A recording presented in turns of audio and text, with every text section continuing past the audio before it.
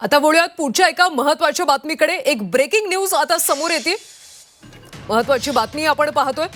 IPS Anjana कृष्णांकडे Phaltan प्रकरणाचा तपास द्या।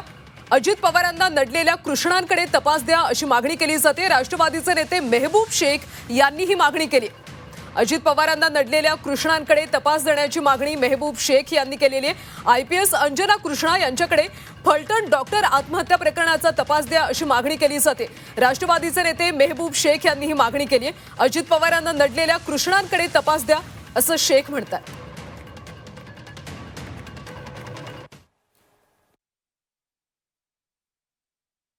माझं म्हणणं आहे की देखरेखीखाली तपास करण्यापेक्षा तुम्ही SIT का नेमली नाही?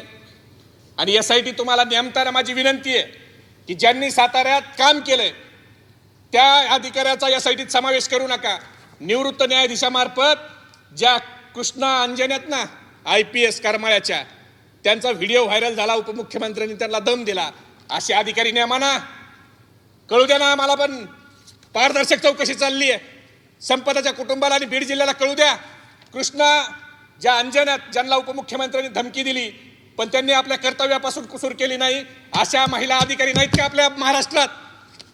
मग निवृत्त न्यायाधीशामार्फत कृष्णा अंजन सारखी महिला IPS टाका, ती डायरेक्ट IPS आहे, आता ट्रेनिंगला DYSP त्या। होऊ द्या ना पारदर्शक तपास। काहीच नाही ना, मग कशाला घाबरताय?